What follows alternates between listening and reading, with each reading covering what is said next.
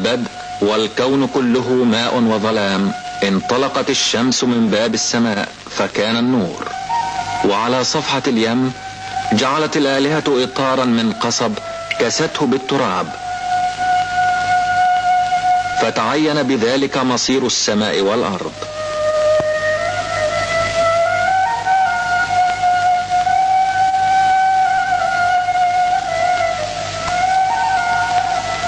والمياه الهائجة، ذلك الوحش الرهيب، هدأت ثائرتها واستكانت.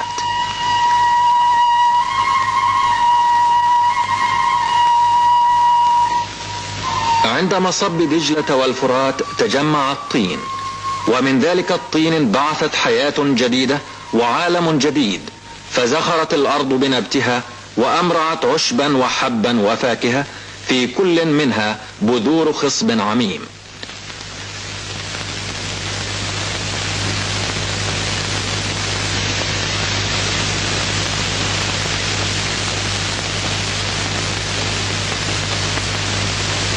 وقصة ذلك الخصب وتلك الحياة هي في تربة الأرض، لأن عبر هذه الأراضي التي في قلب الشرق العربي مرتفعات استقرت على السهول وانتظمت مع التلال والروابي. يا محرم يحلوا الفيس العبية يابا خلوا عني. هذه المرتفعات هي معالم التاريخ الدفين، إنها تراكم بقايا أقدم مدن في الدنيا. تقول موزة صلوا على النبي، من تمر تمشي وتتبختر صلوا على النبي، صلوا على النبي يا عيني، صلوا على النبي يا بابا، صلوا على النبي. وما الكشف عن حقيقتها وعمرها إلا نبش أشلاء الزمن من بين طيات التراب. قلبي ومرمرتني صلوا على النبي، سمرة وعيونها سبتني. إن المنقبين ينزعون طبقات المنازل المتعاقبة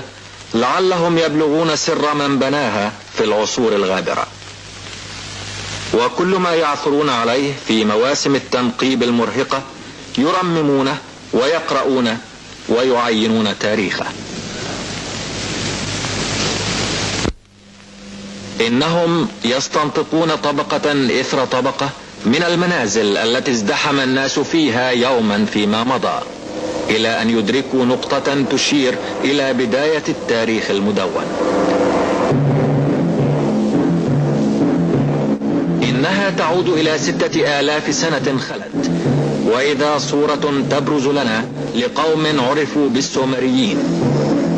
لقد جعل السومريون بإبداعهم وابتكارهم أرض دجلة والفرات مولد عالمنا الحديث.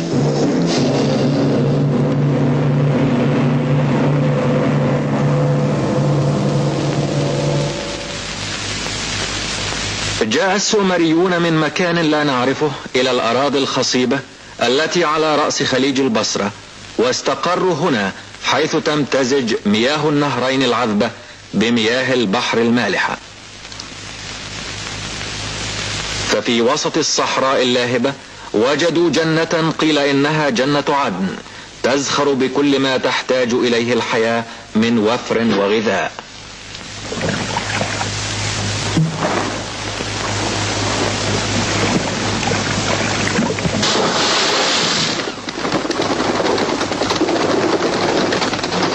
فإذا عجت الأنهر بالأسماك والطيور قالوا إن فيها إلها يطلقها.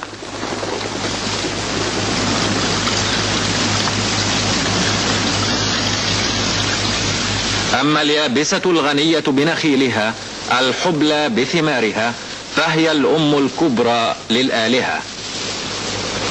والسنابل غادة خضراء ترفع رأسها من بين ثنايا الأرض. درت الأرض الخصيب خيراتها، وشربت أرض سومر مياه الطمأنينة، ولم يكن في أغنية المغني أي نحيب. غير أن الفيضان كان يهدد الأرض بالويل كل سنة، فيتقمص الناس حينئذ شخصية الإله ليقاتلوا ذلك الوحش الضاري ويقضوا عليه، فيعيد الوداعة إلى المياه ويجروها في مجاريها لتروي الحقول والمزارع.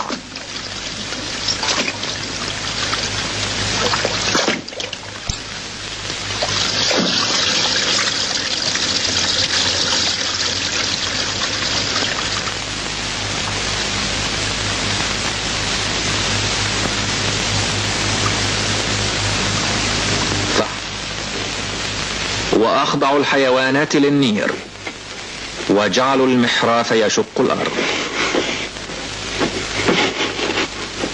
واخترعوا العجلة لتنقل غلال الحقول، وجعلوا الشراع للسفر والتجارة في الأنهار والبحار، أطعمة لقاء خشب الأرز للبناء، أو لقاء الصفر لسبك الأسلحة والأدوات. وذلك لأن السومريين كانوا قد تعلموا صهر المعادن وصنع القوالب لسبكها. لقد عرفوا طحن القمح، وتعلموا صنع الخزف بالدولاب.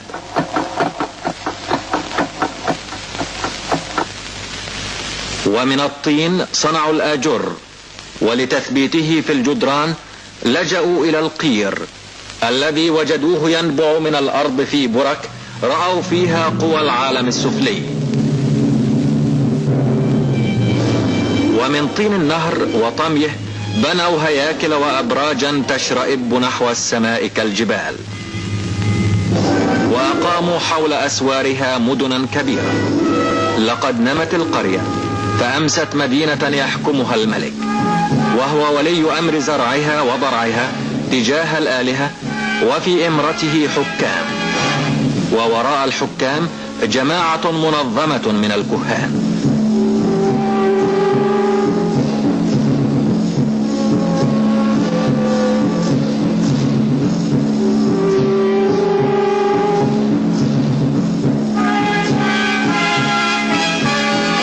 وكانت جيوشهم أول جيوش تدربت ولبست زيا خاصا بها، وقد حملت هذه الجيوش شهرة السومر إلى جبال الفضة في الأناضول وآجام الأرز في جبال لبنان.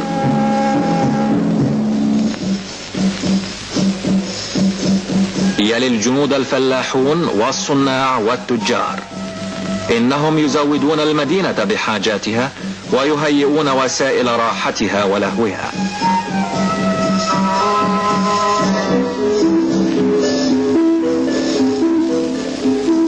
أما الكهان فهم حماة ثروة المدينة، فضمن أسوار الهيكل كانت مخازن وخواب للأطعمة والحبوب، وكانت هناك معامل لغزل الصوف وصنع الخمر وسبك الأدوات.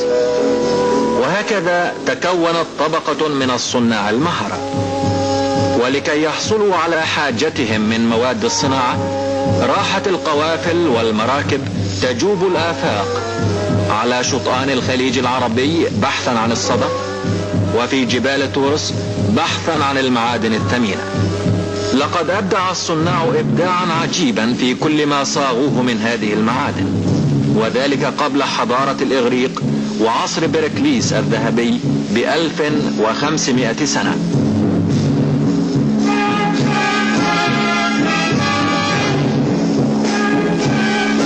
وكان في خدمة الهيكل رجل آخر له أهمية خاصة، الكاتب، وكان فنه الكتابة أعظم الفنون كلها. لقد كان القوم أول من سجلوا أعمالهم، ولجأوا مرة أخرى إلى طين النهر ليصنعوا منه لوحات للكتابة. كانت كتابتهم أول الأمر تتألف من صور، كل منها يدل على شيء معين: جرة، امرأة، قمح، ماء.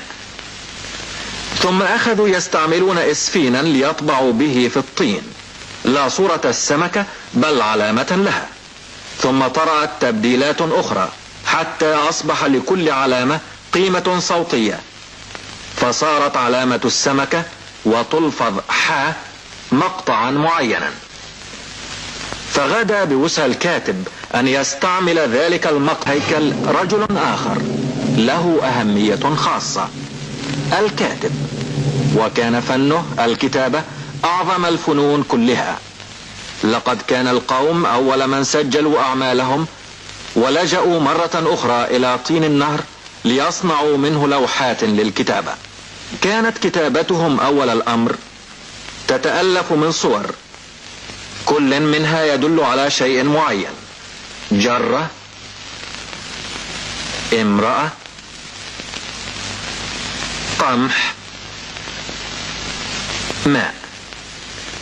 ثم أخذوا يستعملون إسفينا ليطبعوا به في الطين، لا صورة السمكة بل علامة لها. ثم طرأت تبديلات أخرى حتى أصبح لكل علامة قيمة صوتية، فصارت علامة السمكة وتلفظ ح مقطعا معينا. فغدا بوسع الكاتب أن يستعمل ذلك المقطع مع مقاطع أخرى مثل ح، آم، مو، را، بي. حمورابي الملك العظيم الذي اشتهر بما سن من شرائع لسومر، وكان الختم هو التوقيع. لم يكن القانون يعترف بأية معاملة لا ترفق بسجل مخطوط، فكان الكهان يخطون وصولا رسمية لكل سلعة، ويدونون في سجلات الهيكل الكميات والأعداد.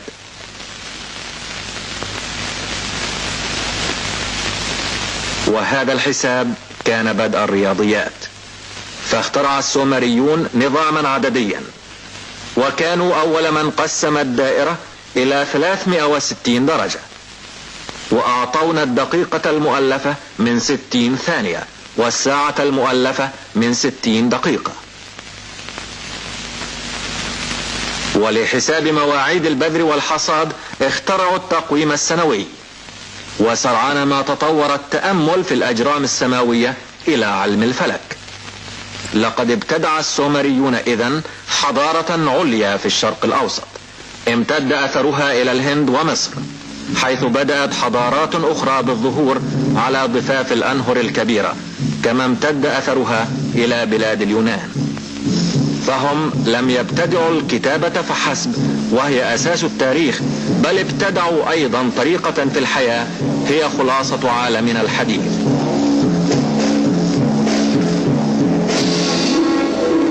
وعلى مر الزمن هوت مدن السومر إلى التراب الذي صنعت منه.